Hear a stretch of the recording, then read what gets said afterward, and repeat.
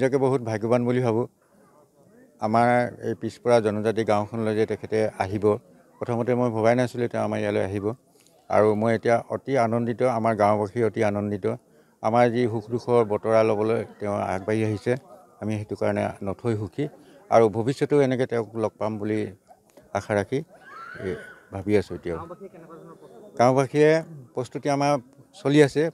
আমি যিমান পাৰোঁ সিমান নিজৰ চেষ্টাৰে আমি প্ৰস্তুতি চলাইছোঁ। আৰু তেখেতক আমাৰ জনজাতীয় যি সাজ পোছাক আছে, সাজ পোছাকেৰে তেওঁক আদৰিম। আৰু আমাৰ যি খাদ্য সম্ভাৰ আমি যি খাওঁ, আমাৰ জনজাতীয় খাদ্য, সেই খাদ্যৰে তেখেতক আপ্যায়ন কৰিম বুলি আমি থিৰাং কৰিছোঁ। আজি এটা বিশেষ কথা আপোনালোকক অৱগত কৰিব বিচাৰিছোঁ। হয়তো আপোনালোকে গম পাইছেই, অহা 12 ফেব্ৰুৱাৰী তাৰিখে অসমৰ মাননীয় মুখ্যমন্ত্ৰী ডক্টৰ হিমন্ত বিশ্ব শৰ্মা ডাঙৰীয়া সৰুপথাৰ সমষ্টিৰ ৰজাপুখুৰী শ্যামগাঁৱলৈ আহিব। ভাৰতীয় জনতা পাৰ্টীৰ এটা ৰাষ্ট্ৰীয় পৰ্যায়ৰ কাৰ্যসূচী গাঁও চলো। গাঁৱলৈ গৈ গাঁৱৰ ৰাইজৰ সৈতে মত বিনিময় কৰি যোৱা 10টা বছৰৰ মোদী চৰকাৰৰ সফলতাসমূহ ৰাইজৰ লগত শ্বেয়াৰ কৰা, ৰাইজৰ সমস্যাসমূহ বুজোৱা, লগতে ৰাজ্য চৰকাৰৰ আঁচনিসমূহৰ সম্পৰ্কতো মত বিনিময় কৰিবৰ বাবে প্ৰত্যেক কাৰ্যকৰ্তাই গাঁৱত এৰাতি যাপন কৰা আৰু গাঁৱৰ লোকৰ লগত আলোচনা কৰা এটা সিদ্ধান্ত হৈছে। আৰু সেই সিদ্ধান্তৰ অংশ হিচাপে অসমৰ মাননীয় মুখ্যমন্ত্ৰী মহোদয়ে অসমৰ প্ৰায় 27,000 গাঁৱৰ ভিতৰত সৰুপথাৰ সমষ্টিৰ ৰজাপুখুৰী শ্যামগাঁৱত ৰাইজৰ সৈতে মত বিনিময় কৰিবৰ বাবে নিৰ্বাচিত কৰিছে। আমি স্থানীয় বিধায়ক হিচাপে গৌৰৱ অনুভৱ কৰিছোঁ, কাৰণ মুখ্যমন্ত্ৰী মহোদয়ে আমাৰ গাঁওখনক ইয়াৰ বাবে নিৰ্বাচিত কৰিছে। সেইদিনা আবেলি তেখেত আহি উৰিয়াম ঘাটত উপস্থিত হ'বহি। উৰিয়াম ঘাটত তেখেতক দলীয় কাৰ্যকৰ্তাসকলে স্বাগতম জনাব, আদৰণি জনাব। কাৰণ ইয়াত যি ঠাইত আমি ৰজাপুখুৰী শ্যামগাঁও বৌদ্ধ মন্দিৰৰ প্ৰাংগণত গাঁওবাসীৰ সৈতে তেখেত মিলিত হ'ব, ইয়াত স্থান কিছু কম হ'ব। সেইকাৰণে দলীয় কাৰ্যকৰ্তা বুথ সভাপতিসকলে উৰিয়াম ঘাটৰ যি ৰাজহুৱা খেলপথাৰ হেলিপেডতে তেখেতক আদৰণি জনাব। তাৰ পাছত মুখ্যমন্ত্ৰী মহোদয় ইয়ালৈ আহিব। এইখন এখন 100% জনজাতি লোকৰ গাঁও। ধৰ্মীয়ভাৱে তেখেতসকল বৌদ্ধ ধৰ্মাৱলম্বী আৰু ঐতিহ্য পৰম্পৰাৰ ফালৰ পৰা এখন অতি চহকী গাঁও। মুখ্যমন্ত্ৰী মহোদয় অহাৰ পাছত তেখেতক এই গাঁৱৰ জনসাধাৰণে পৰম্পৰাগতভাৱে আদৰণি জনাব। ইয়াত এই গাঁৱৰ এই বুথৰ ৰাইজৰ সৈতে মত বিনিময় কৰাৰ পাছত মুখ্যমন্ত্ৰী মহোদয়ে প্ৰধানমন্ত্ৰী আৱাস যোজনাৰ এটা ঘৰ পৰিদৰ্শন কৰিব আৰু ইয়াৰে ভাস্কৰ শ্যামগোহাঁইৰ ঘৰত নৈশ যাপন কৰিব। সেইদিনা গাঁৱৰ 10জন বিশিষ্ট ব্যক্তিৰ সৈতে মুখ্যমন্ত্ৰী মহোদয়ে নৈশ আহাৰ গ্ৰহণ কৰিব আৰু বিভিন্ন ব্যক্তিক সাক্ষাৎ কৰিব। তাৰ নেক্সট ডে 13 ফেব্ৰুৱাৰী তাৰিখে তেখেতে পুৱাৰ জলপান গ্ৰহণ কৰাৰ সময়ত গাঁওখনৰ 10গৰাকী বিশিষ্ট মহিলাৰ সৈতে একেলগে পুৱাৰ জলপান গ্ৰহণ কৰিব। তাৰ পাছত গাঁৱৰ লগতে থকা অংছা জিলদৈ যি হাইস্কুল আছে, এই হাইস্কুলৰ ছাত্ৰ ছাত্ৰীৰ সৈতে মত বিনিময় কৰিব। এইখন স্কুলে যোৱা 5টা বছৰ জিলাখনৰ ভিতৰত হাইস্কুলৰ ফলাফলৰ ক্ষেত্ৰত শ্ৰেষ্ঠ বিদ্যালয় হিচাপে নিজকে পৰিচয় দিবলৈ সক্ষম হৈছে, ভাল শিক্ষা প্ৰদান কৰি আহিছে। আৰু এই বিদ্যালয়খনলৈ ইতিমধ্যে বিভিন্ন আঁচনিৰ জৰিয়তে আমি প্ৰায় 4 কোটিতকৈ অধিক টকা আবণ্টন দিছোঁ। ছাত্ৰ ছাত্ৰীসকলক লগ পোৱাৰ পাছত মুখ্যমন্ত্ৰী মহোদয়ে বৰপথাৰত যি অস্থায়ী হেলিপেড হ'ব তালৈ যাত্ৰা কৰিব আৰু যাত্ৰা পথত বৰপথাৰত যি নৱনিৰ্মিত ভাৰতীয় জনতা পাৰ্টীৰ কাৰ্যালয়, সেই কাৰ্যালয় উদ্বোধন কৰিব। 12 তাৰিখে আহি 13 তাৰিখে যোৱা এই সময়ছোৱাৰ ভিতৰত বিভিন্ন লাভাৰ্থীক, যিসকল বেনিফিচিয়াৰী আছে তেওঁলোকক লগ কৰিব। ছাত্ৰ সংগঠন বা জনজাতীয় সংগঠন, ৰাজহুৱা সংগঠনৰ বিষয়ববীয়াকো তেখেতে সাক্ষাৎ কৰিব।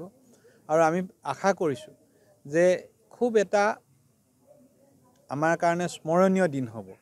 আৰু গাঁওবাসীয়ে তেখেত আহিব বুলি গম পোৱাৰ লগে লগে গাঁৱত অতি উৎসাহ পৰিলক্ষিত হৈছে। এই গাঁৱৰ ৰাইজৰ বাবে এটা উৎসৱৰ সদৃশ পৰিৱেশ হৈছে আৰু অসমৰ বিভিন্ন ঠাইত চাকৰি সূত্ৰে থকা ব্যক্তিসকলো গাঁৱলৈ উভতি আহিছে আৰু মুখ্যমন্ত্ৰীৰ এই যাত্ৰাটোৰ বাবে তেখেতসকলে নিজাববীয়াকৈ গাঁওখন সজাই পৰাই তুলিছে।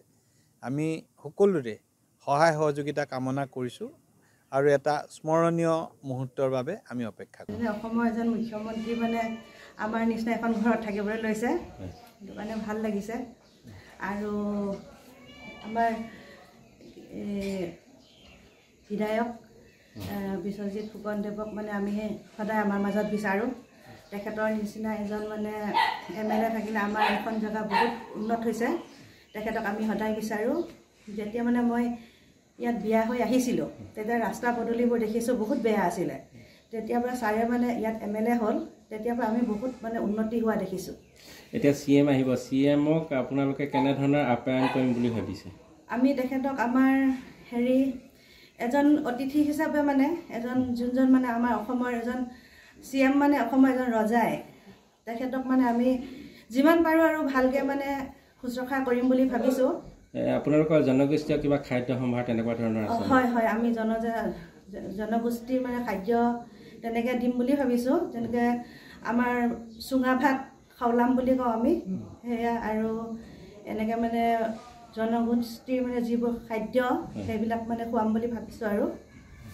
আৰু আপোনালোকৰ CMে ক'ত ক'ত যাব, কেনেকুৱা ধৰণৰ প্ৰগ্ৰেম কৰিছে সেইটো আপুনি অৱগত নেকি? CM যোৱাটো CM মানে আমাৰ বুদ্ধ বিহাৰলৈ আহিব বুলি শুনিছোঁ।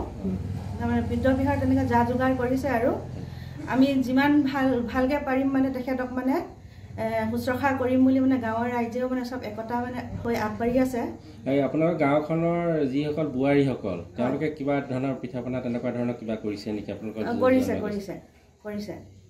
কি কৰিছে?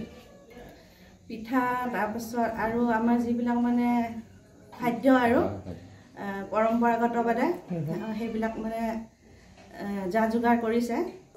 মাননীয় মুখ্যমন্ত্ৰী হিমন্ত বিশ্ব শৰ্মা ডাঙৰীয়াই আমাৰ সৰুপথাৰ সমষ্টিৰ ৰজাপুখুৰী শ্যাম গাঁৱলৈ আহিব বুলি আমি জানি অতি আনন্দিত হৈছোঁ। আমাৰ সমূহ ৰজাপুখুৰী শ্যাম গাঁৱৰ ৰাইজে উঠি পৰি তেখেতৰ আদৰণিৰ কাৰণে সাজু হৈ আছে।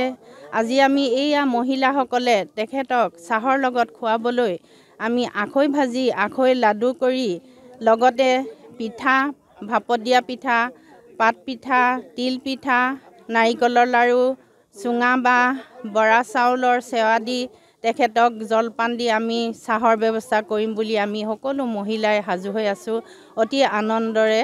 আৰু লগতে তেখেতৰ দুপৰীয়া আহাৰো আমি আমাৰ জাতীয় যি পৰম্পৰা খাদ্য সম্ভাৰ আছে তেখেতক আমি মহিলাসকলে সকলোৱে সাজু হৈ আছোঁ তেখেতক খুৱাবলৈ। সেয়েহে আমি আজি বহুত উৎফুল্লিত হৈ আছোঁ।